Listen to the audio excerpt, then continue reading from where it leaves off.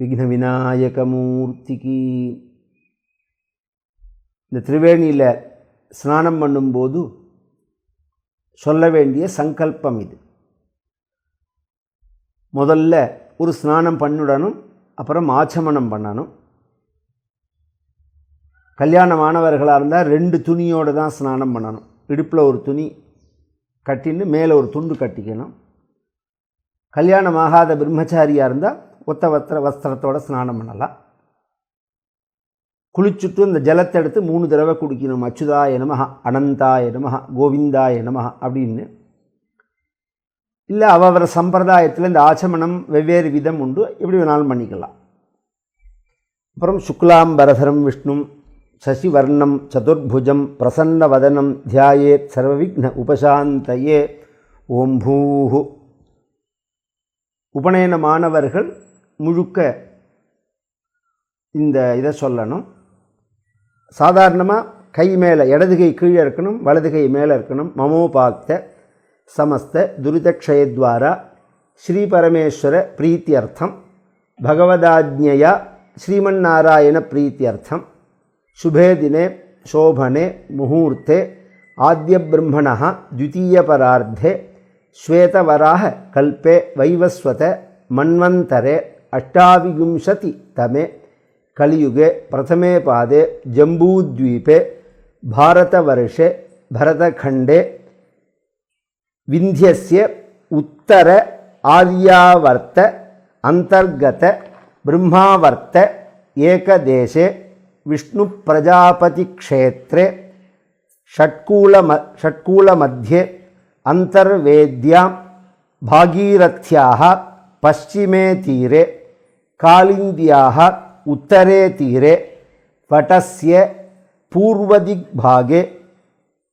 பொதுவாக நம்ம தென்னிந்தியாவுக்கும் வட இந்தியாவுக்கும் வருஷத்தில் வித்தியாசம் உண்டு. இப்போ குரோதின்னு இங்கே சொல்கிறோமோனோ, அங்கே சூரியனுடைய சலனத்தை வச்சு விக்ரமம்னு பேர். அந்த அங்கே நடக்கிற வருஷத்துக்கு விக்ரமநாம சம்வத்சரே விக்ரமசகே பௌத்தாவதாரே பார்ஹஸ்பத்தியமானேன காலயுக்த நாம சம்வத்சரே. காலயுக்தின்னு அந்த வருஷத்துக்கு பெயர். அங்கே சாந்திரமானேன தென்னிந்திய பிரகாரம் குரோதிநாம சம்வத்சரே உத்தராயணே ஹேமந்த ரிதௌ மாக மாசே. பொதுவாக தை மாதத்துலேயே அமாவாசை தாண்டியாச்சுன்னா அது மாகம் அப்படின்னு சொல்கிறது. தென்னிந்திய பிரகாரம் மகர மாசே. இப்போ என்ன பட்சமோ இது என்ன, இது பிப்ரவரி மாதம் 26ஆம் தேதி பரியந்தம் அங்கே ஸ்நானம் பண்ணலாம். அதனால் வளர்பிறையா தேய்பிறையாங்கிறத பார்த்து சுக்லபக்ஷம் கிருஷ்ணபக்ஷம்னு சொல்லணும். என்ன கிழமையோ அந்த வாரத்தை சொல்லணும், என்ன நட்சத்திரமோ அந்த நட்சத்திரத்தை சொல்லணும். ஏவங்குண விசேஷண விசிஷ்டாயாம் வர்த்தமானாயாம் அஸ்யாம் அந்த திதியை சொல்லி திதௌ அப்படின்னு சொல்லிவிட்டு மேலே மம ஜென்மாபியாசாத் ஜென்ம பிரபிருதி ஏதக்ஷண பர்யந்தம் பால்யே வயசி கௌமாரே யௌவனே வார்த்தகேச்ச ஜாக்ரத் ஸ்வப்ன சுஷுப்தி அவஸ்தாசு மனோவாக்காய கர்மேந்திரிய ஞானேந்திரிய வியாபாரைஹி சம்பூதானாம் பிரம்மஹத்தி சுராபான ஸ்வர்ணஸ்தேய குருதல்பகமன தத் சம்சர்க ஆக்கிய மகாபாதகானாம் அதிபாதகானாம் சமபாதகானாம் சங்கலீகரணானாம் மலினீகரணானாம் அபாத்ரீகரணானாம் ஜாதிப்ரம்சகரானாம் பிரகீர்ணகானாம் நவானாம்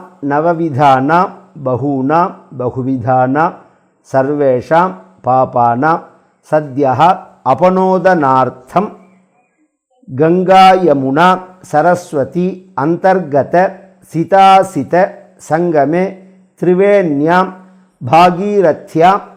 நாம் எந்த டயத்தில் ஸ்நானம் பண்ணுறோங்கிறத பொறுத்து கார்த்தால பண்ணினா பிராத்தகாலே, மதியம் பண்ணினா மாத்தியான்னிக காலே, சாயங்காலம் பண்ணினா சந்தியா காலே, ராத்திரி காலத்தில் பண்ணினா ராத்திரி காலே. கங்கைக்கு மட்டும் சந்தியா காலத்துக்கு அப்புறமும் ஸ்நானம் பண்ணலாம், அந்த தோஷம் கிடையாது. மற்ற தீர்த்தங்கள் அப்படி பண்ணக்கூடாது. அதனால் ராத்திரி காலே புண்ணிய தீர்த்த ஸ்நானமகம் கரிஷ்யே அப்படின்னு சங்கல்பம். கையை தொடச்சிக்கணும் அபோபஸ்பிருஷ்யான்னு. மேலே அந்த கங்கையை பார்த்து பிரார்த்தனை. திரிவேணீம் மாதவம் சோமம் பரத்வாஜஞ்ச வாசுகிம் வந்தே அக்ஷய்யவட்டம் சேஷம் பிரயாகம் தீர்த்தநாயகம் துவம் ராஜா சர்வதீர்த்தானாம் துவமேவ ஜகதः பிதா யாச்சிதம் தீர்த்தம் மே தேஹி தீர்த்தராஜ நமோஸ்துதே அதிக்ரூர மகாகாய கல்பாந்த கஹனோபமா பைரவாய தகனோபமா பைரவாய நமஸ்துப்யம் அனுஜ்ஞாம் தாத்துமர்ஹசி துர்போஜன துராலாப துஷ்பிரதிகிரக சம்பவம் சர்வம் ஹரது மே பாபம் ஜன்னுகன்யாம் யபோஹதி சிதாசிதே யத்ர தரங்க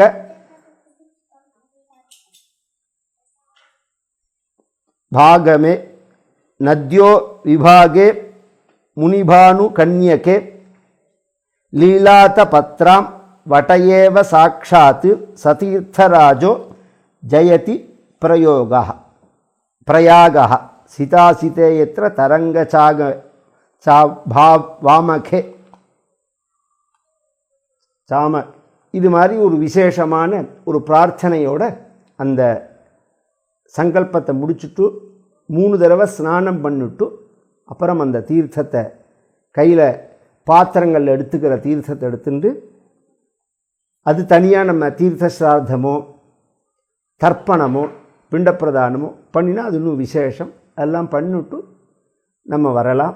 பொதுவாக சாஸ்திரப்படி 3 நாள் தங்கி ஸ்நானம் பண்ணுறது கங்கைக்கு ரொம்ப விசேஷம்.